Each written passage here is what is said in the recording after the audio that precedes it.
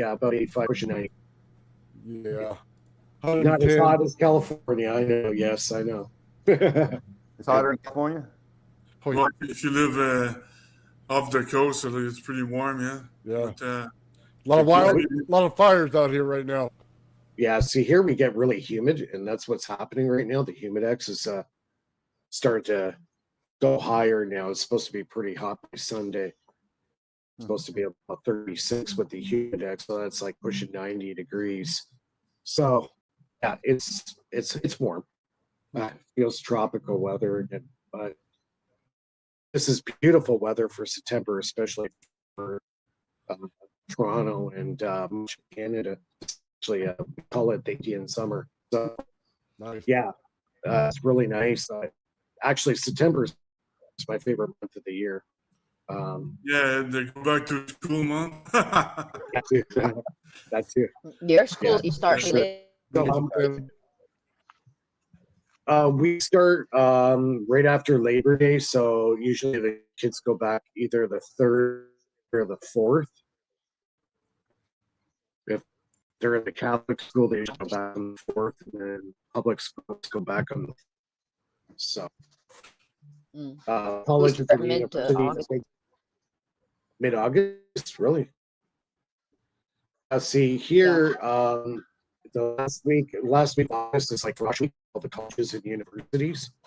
So everybody moves in the week before, and then classes start up like in the start of September, right?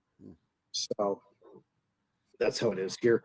So we're gonna get into it. I know the much anticipated test results with Philip. So I think I'm gonna start with Philip and let him take the stage here on There we go, right there. his amazing test results. He had a smile on his face backstage before we went on. So we're gonna hear a really cool result of the test of gallium vortex.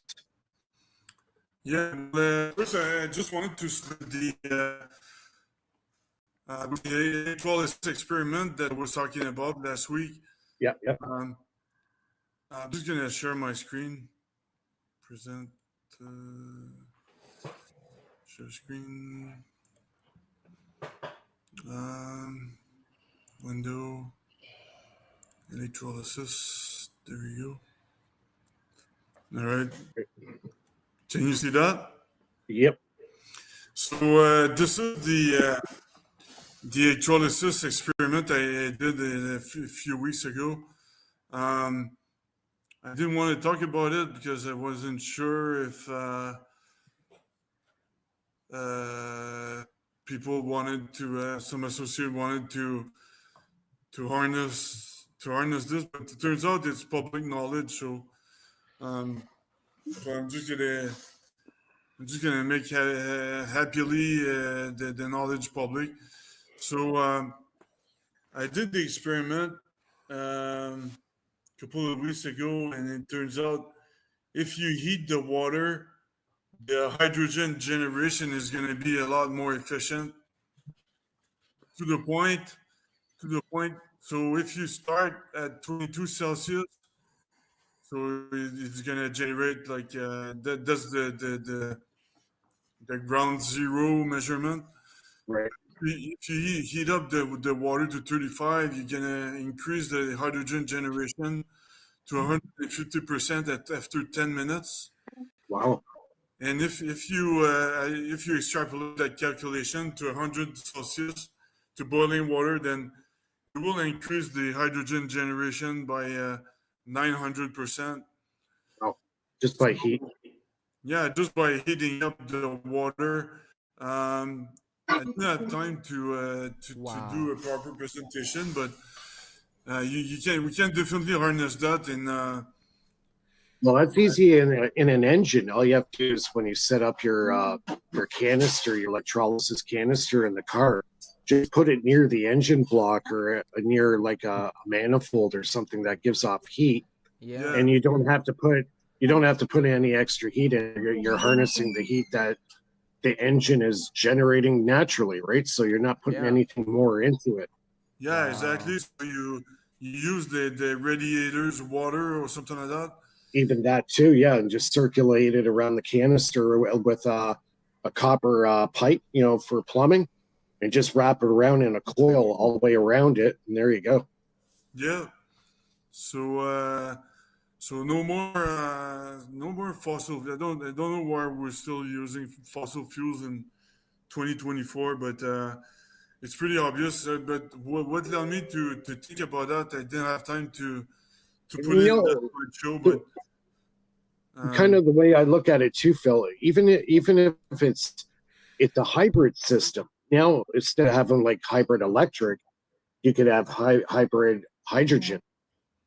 You know what I mean? Like hydrogen assist, like you just add a little bit of hydrogen to the system and your engine's efficiency goes up, 25, 35, maybe 40%. And that's dollars, man. And when it fuel costs. yeah. So basically, so you convert hydrogen, you convert water into hydrogen, and then the hydrogen you convert it back into water by combustion, and then you convert it back in. It's like a cycle, it's a cyclic reaction. Yep. So, but It's like the HHO electrolysis. Phil, Yeah, it's the same. Phil, how is HHO, thing. right? Yeah, it's the same thing. Okay.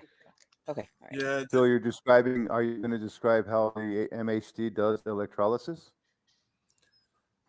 MHD, no, it's completely different.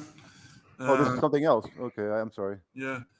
Well, So I didn't have time to put in the theoretical math. What led me to believe about doing the electrolysis experiment?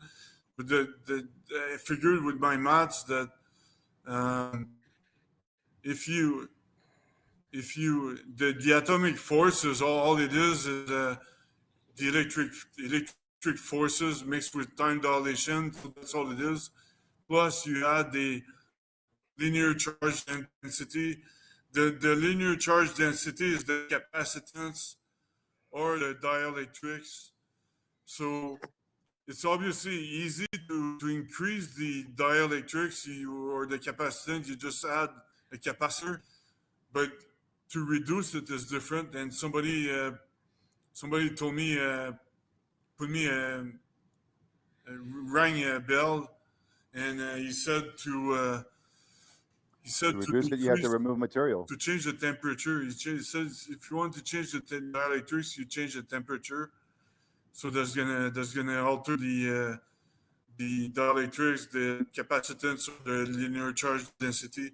So that's why I figured, wow, let's try to try to cool down the water, right. but that was reducing the hydrogen production. So I decided, gonna heat it up, and there you go. And yeah, so man, you guys go ahead and harness that. Like, I don't want to hear about fossil fuels anymore. Yeah, exactly. Yeah. And all these politicians trying to make money out of that. But anyway, the big banks and the elites and all these people.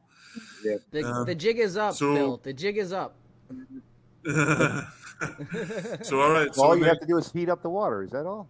To increase production. I didn't know. Exactly. Yeah, if you're producing Evos love heat. They draw in heat. It's more than that because you have like the positive and the negative. The positive, I think, does the hydrogen. The negative does the oxygen. And like it's a little bit. Well, if you even do this, so yeah, another method too is paramagnetic, right? Oh, sorry. Go ahead. No. I was just saying oxygen's paramagnetic, I believe. Yeah. Well, the other thing too, Moray King means paramagnetic. Like I've watched a lot of stuff that Moray King does on hydrogen and plasmoids and all that. Another one that might actually help this thing with the heat is adding a piezo vaporizer and actually put the water into a vapor state. So if you had the heat plus the vapor state, that would also increase your production because the heat is helping in the cavitation of the molecules in the water as they're going through the anode and cathode, creating the particle separation. Now, if you put it into a gaseous or a mist in a misty state, you'll even be charged even more now.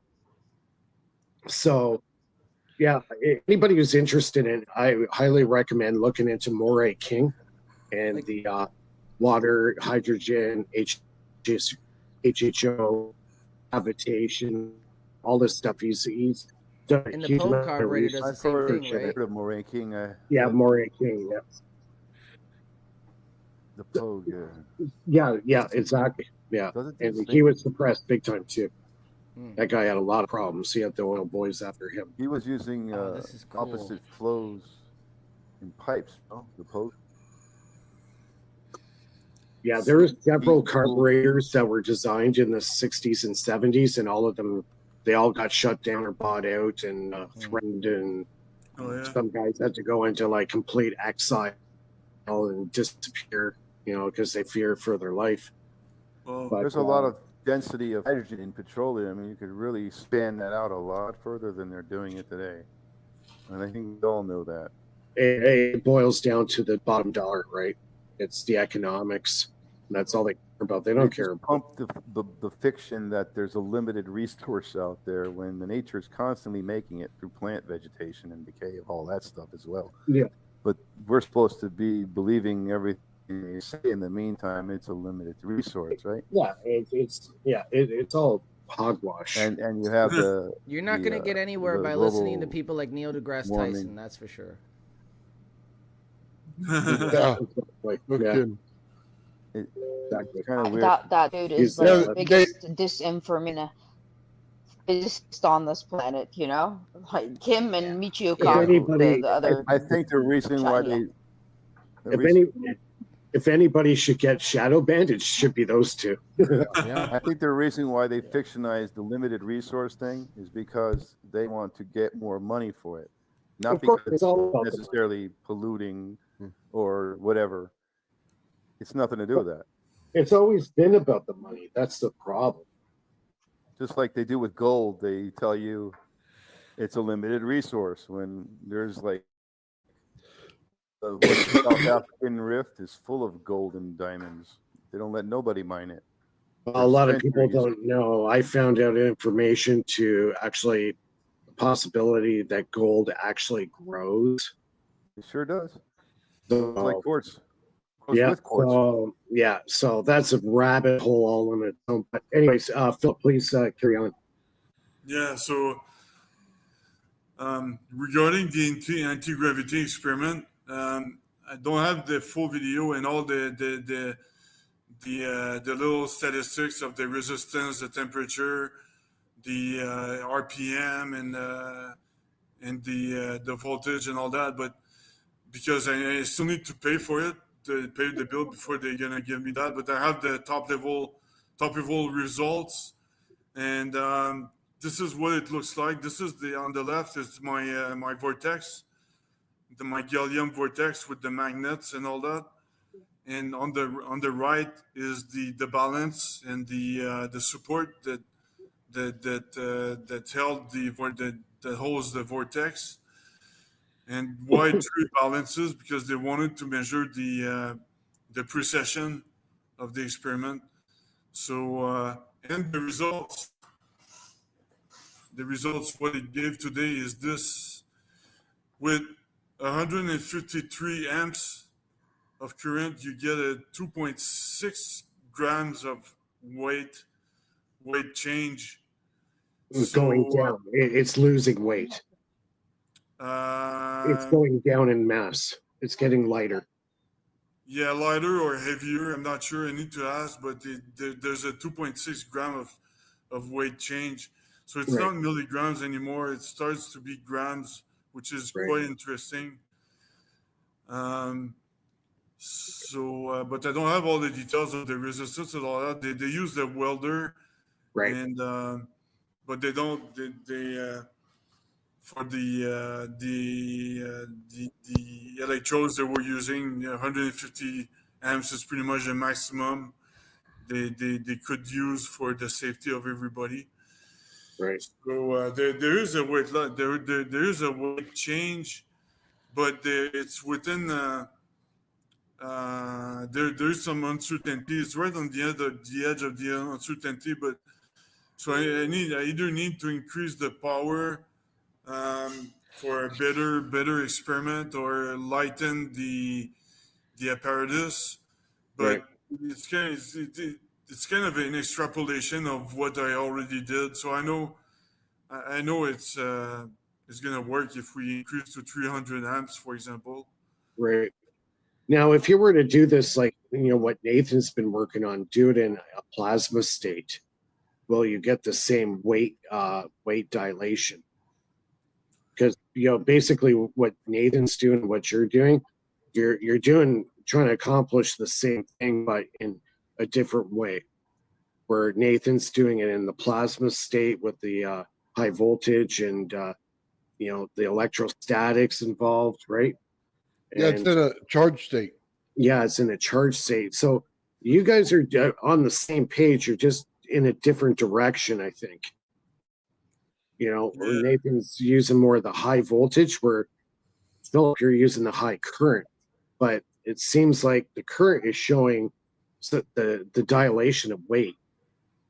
Yeah. So how to merge those two together? What you're doing, what he's doing.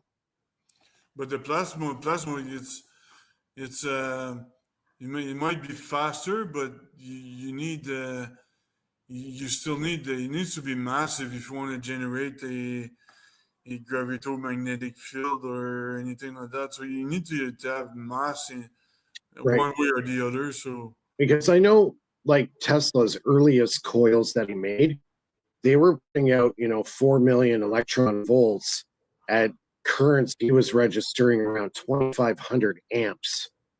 So based on that and what you need for amperage, could you imagine your project with 2,500 amps going through it? How long does your project run at 153 amps? That thing's got to light up quick. Sorry, say that again. How long can you run it at 153 amps? Like seconds that you guys are just turning it on and off? Well, I think it was 30 seconds before it starts heating up. Sorry. But yeah, sorry, you were saying the 2,500 amps. Yeah. How can you? Sorry, I missed the part. How can you do that? And see, and that's why I'm saying what Nathan's doing and what you're doing. You're trying to achieve the same thing, but Nathan's using a different method. Where you're trying to do brute force, he's doing it through electrostatic medium.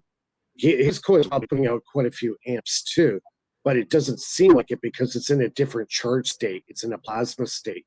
Yeah. So you two should be talking more about this, I think, because obviously your tests have shown there is a weight dilation going on. Yeah. So kind of like try to merge your two projects into one, get high voltage and high current and to make it work, right? What has to be done. I want to see Phil's scaled. So when he gets his higher amount, I want to see if it drops more weight. That'd be really cool. I'm sure it Yeah, will. but I need to study Nathan's apparatus because maybe you can share a schema of your apparatus and the experiment, Nathan. Yeah, I could do it next week. I'll have it reset up. Yeah, because it's a separate experiment than the one I'm working on right now. But I could definitely show you on a scale so you can see it. Okay. Awesome. Yeah, you should give Nathan your WhatsApp. What if you guys? Yeah. Well, what's up? Where's my phone number? So I'll leave my phone number right here. Yeah, put it in the private chat, and then Nathan can pick it up, and then you guys can converse throughout the week, like we do. and that way you guys can shoot ideas across and solve problems or whatever. And yeah, it's helpful, you know. And I did other experiments as well, such as the Cavendish experiment. The Cavendish, and it was successful. I just repeated the Phil Ford's research Cavendish experiment where you turn on lights and it attracts a rod, and that's basically energy density that basically creates an acceleration or force. Right. So how did that work out? Yeah, and it worked well so I have a video I can show maybe if you want. Right. Yeah, put it up. Let's see it. Share screen.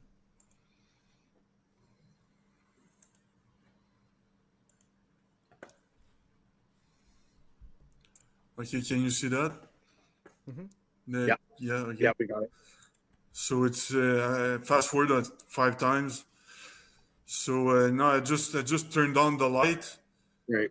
The rod was pretty stable, and so is it a focus light, like a laser beam light, or just a standard halogen light, or what kind of light source was it? No, it's a LED light. It's not generating a lot of heat.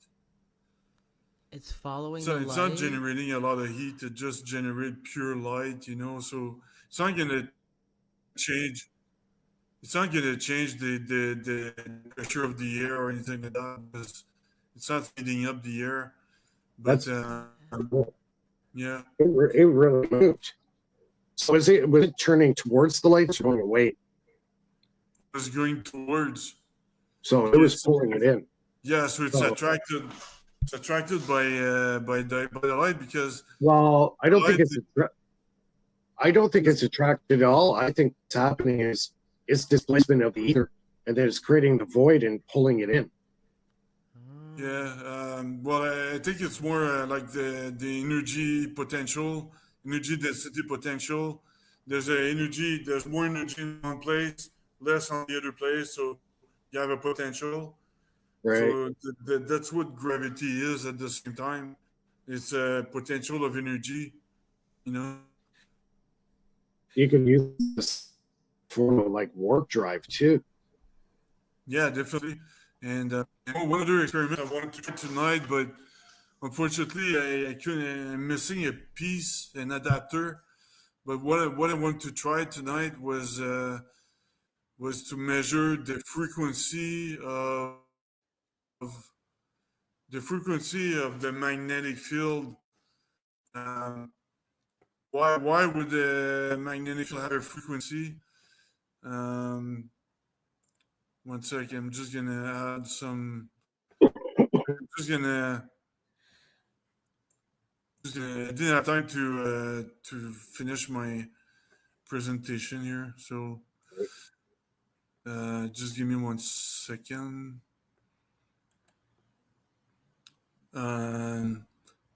Yeah, so these centered, duplicate.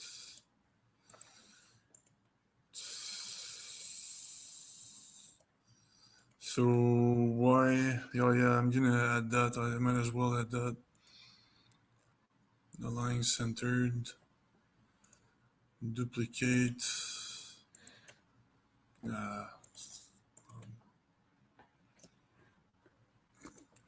And what was it? Oh yeah, electric Tesla.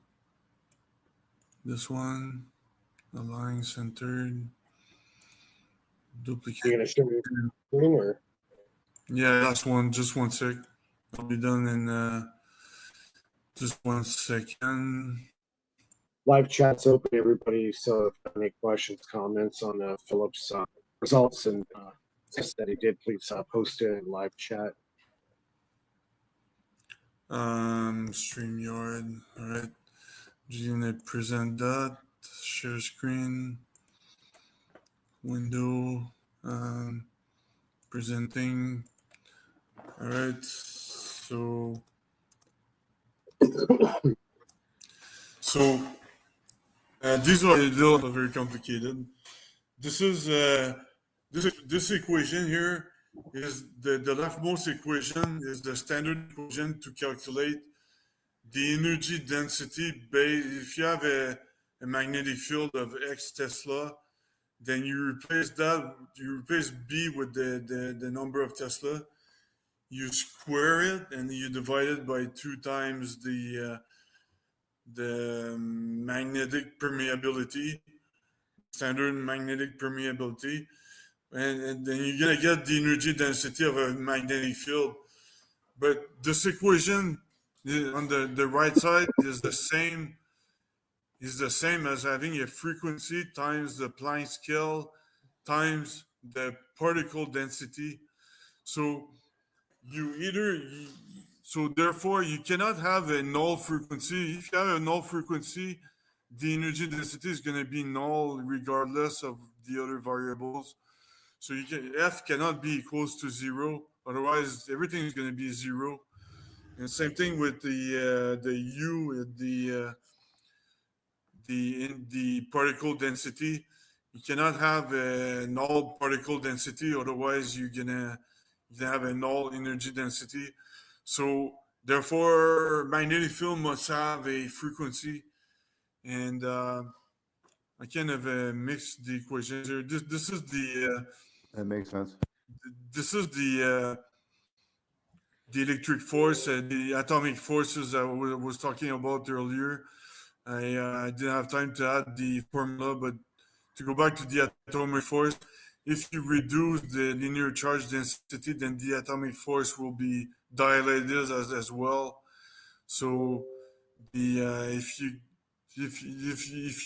if you read the graph towards you, you see the curve is being dilated. So that happens when you heat up a material or anything like that. So that's why that's what happened when the linear charge density lowers. So it kind of lowers the atomic forces as well. And to go back, sorry, the questions are mixed because I didn't have time to organize that. But this is the Tesla is basically if you reduce the Tesla is just hertz times kilogram per coulomb. That's all it is. So there is a frequency and then times a constant, and that constant is the square root of the the magnetic permeability divided by the gravitomagnetic permeability is going to give you the kilograms per coulomb. So or if you prefer the energy that each coulomb has. So and that constant is something around 1 times 10 to the 27 joules per coulomb. So each coulomb has a lot of energy. And that's what I want to confirm with my RF experiment, that I want to measure the frequency of a magnetic field, but I'm expecting to read a few hertz of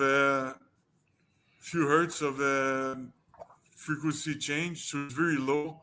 I need to have a very extremely low ELF wave converter. So that's what I want to experiment tonight. And so I got theoretical a little bit, but it's just algebra. So just to give you an idea here. Yeah, that's awesome. That's great news on your experiments. Yeah, very cool. Yeah, that frequency should be real low. That's great work. Yeah. Yeah, I'm gonna organize it better for tomorrow for the APEC lab update, but I'm gonna try to perform the radio experiment by tomorrow. But I just need a SAN radio adapter coaxial radio converter. That's all I need. Question for you, Phil. What was the the lab technicians that were working on your what was the reaction when you seen this dilation happen? Well, they see they said that there's still an uncertainty, still uncertainty, and so they said that we need to either improve the current, increase the current, or lower the rate of apparatus or something like that, or improve precision of balance. Right. So they said there's still work to do, but for it's just an extrapolation of what I already did. So I know it works. So it's done in a professional lab this time, and we have numbers. So Right. Yeah. So now you can present that when you go see the big guys in the U.S. Yeah, in Texas this December, I can share these numbers. Right.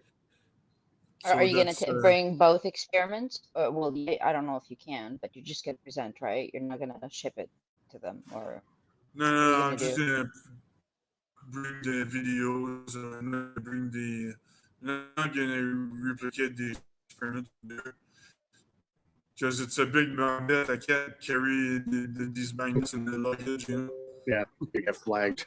Yeah, they'll just pick it up at the airport, remove it from my luggage. That's what they did for some charter I bought Hawaii.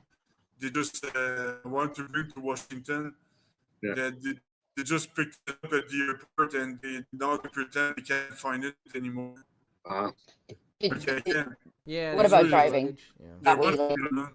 What about if you drive down here? Yeah, I can drive or take the train or the bus. Because you would convince them better when you have something visual. Their positions they're not that intelligent, at the end of the day. Yeah, honestly. So if you have something, other than just presentation to show them, that might, really still for you. Yeah, but we just have 2 minutes pitch, and we were allowed this some sort of PDF. So I can't even play a video. I can only show images. Yeah.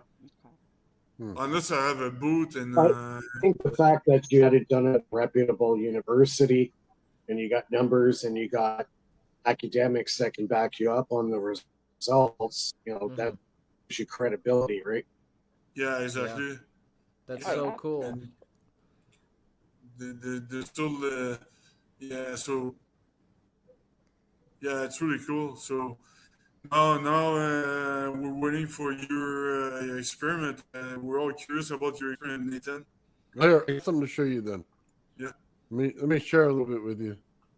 So it has to do with heavy charge, right? So you'll just see it down on the bottom of the screen here. I'm just going to drop off here, and I'm going to let Gerald jump in here. I could drop off. Yeah. Let me do that. Okay. Yeah. Well, let's switch up. Get Gerald in here because I know he's all into this as well. Right. Okay. Thanks, Lulu. Hey, real quick, Mike.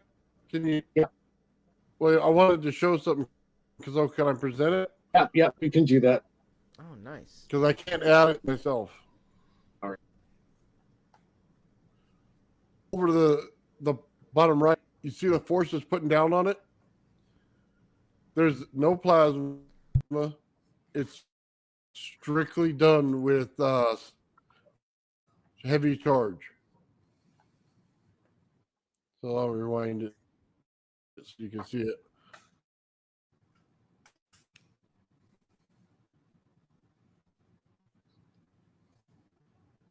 And the silk is completely light.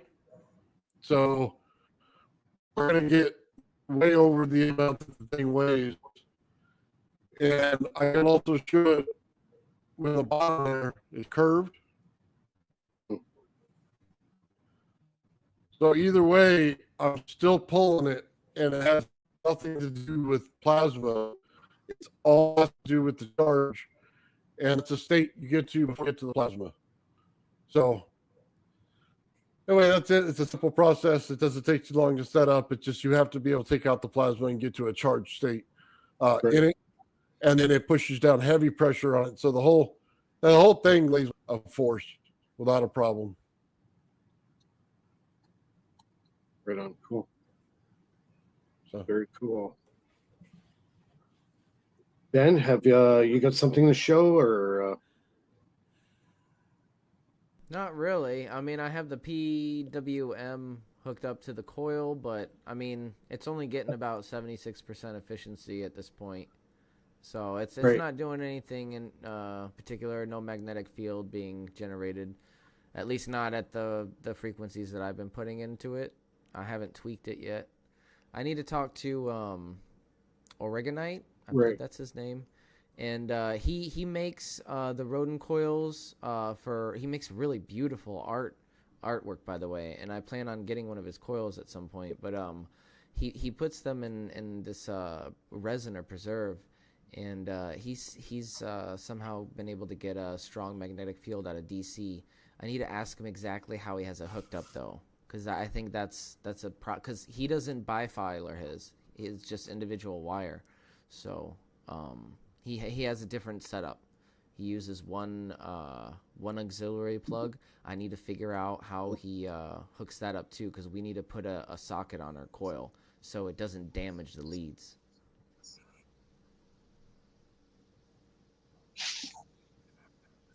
Well, did Gerald not want to join? Interesting. I'm just gonna. Yeah. He says he doesn't have his camera, but that's okay. But I don't know if he's going to log into the backstage. I haven't seen him show up. I thought he was there, but it was actually Nathan's screen share. I'm just going to step out for a quick smoke. I'll be right back. You guys can just carry on. I do have a quick update about Michael and his work on the 432 frame. He did say that he fixed it, and he's going to be sending me the correct 3D file, and I have to send you the other frame file as well, Nathan. So I'm going to send you that actually right now. I'm going to send you what I have, and then the correct version of the 432 frame will be sent to me within a couple days, I think he said. So I'm not going to send you... Yeah, unless you want me to send you the old frame for the 432 too, or as well. You know, people were asking for the STL, so usually I put it on my Thingiverse account, and they go over and just download it. That way they can all build the same thing. Yeah, so I'll give you the big coil frame, which is something that I want to build. It looks more like the Nunez's frame. It's got the big spokes. So this is actually, I can show you pictures. He sent me pictures if you want me to show you.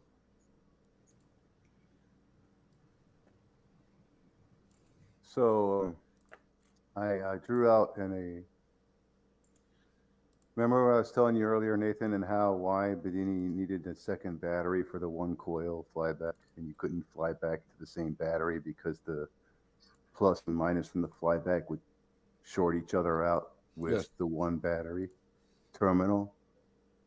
I drew that out just now to explain it in the drawing, so you could see where the flyback touches itself through a wire connection, basically, instead of dumping into the battery.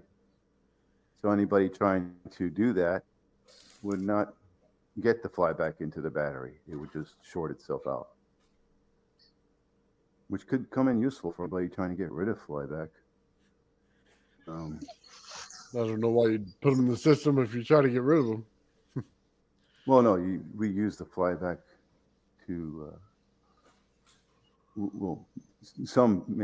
most manufacturers build circuits to get rid of the flyback because it destroys the transistors, as you already know. But if you have that flyback diverted to a battery or a load, you preserve your transistor. When you say flyback, you're just talking about the back EMF? Right, the reverse polarity flyback, where you give the coil one polarity, you remove that charge, and the polarity on that coil now inverts. Okay. And you have to capture that inverted polarity into a battery or something else. And they get rid of this all day long because it destroys part, and it's a high voltage too. So it's not the voltage you gave it. So you're Low like current high voltage. catching unused energy. Yeah. And okay. Right. So I just drew out exactly why Bedini needed second battery with the one coil system. And this explains why the two battery, two coil system works for being able to not have to manually swap the batteries anymore. And to automate the flyback swapping from battery to battery, have it automated within the circuit and the switching methods. And that way you don't have to switch the batteries, but the difference is the batteries are being switched each pulse. Through each pulse they're being switched. And that's only through the circuit though, not manual switch. The circuit's doing that. It's not moving anything. It's just moving the flyback instead of the battery. It's moving the flyback between two coils instead of one. The Bedini system is one coil.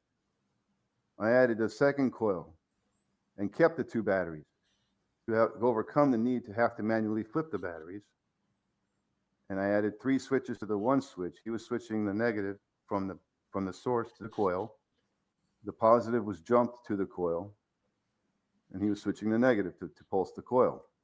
And the flyback would be inverted polarity on that coil dumped into a battery, the other battery, and that's one coil. Yeah, man. You know what I saw that was interesting when people did Bedini motors is they took a roller skate wheel or a inline skate wheel, the blades or whatever you want to call them, and they used that and they drilled holes in it and put the magnets in there, and it was only 4 of them, so it was cheaper to make and it was really small, but it still worked the same. It was a cost savings. It was really interesting. Yeah, that works. All you need is a wheel that you can get attached some magnets to and a coil, a single coil and 2 batteries. Okay, Nathan, I sent One you battery the email. will charge the coil. The other battery will capture the inverted flyback from that coil. But that system, you have to keep switching the batteries once one battery empties into the other. Right. Well, the double pole switching on one battery. Yeah, you were talking about the 2 batteries and it go back and forth and had 2 flags above them, I've seen that one that you got. That overcomes that need to have to switch anything. Yes. And there's no shorts amongst each coil and its flyback to itself or anywhere else. So the flyback is actually going into the other battery and not into a piece of wire as it would if you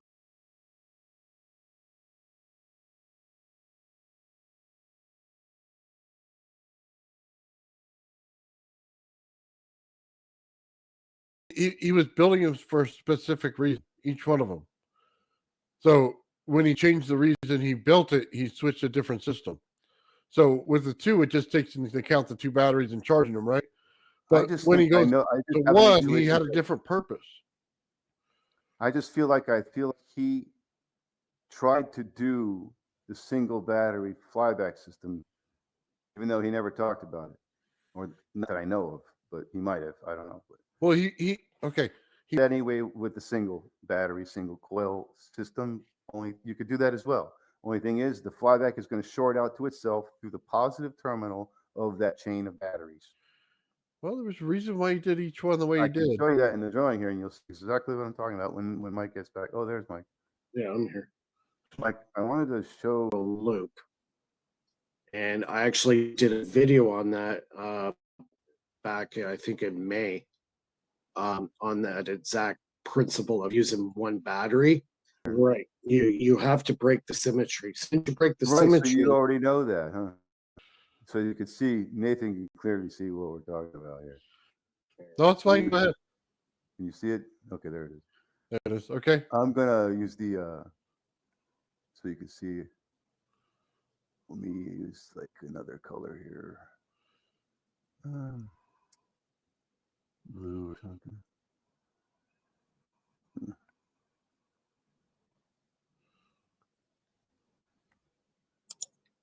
Yep. With the switch, right? Okay, let's use switch. And I got you see that? Got it. That's why that diode's there, right? Makes sense? Okay. You don't want to short the battery out to itself, do you? No, hold on. I'm just looking at what you got. Here's the plus from the battery. Yep. It connects through here, battery hitting the coil. This is the minus of the flyback event when the coil drops its charge and flies back. And this is the plus flyback. Okay?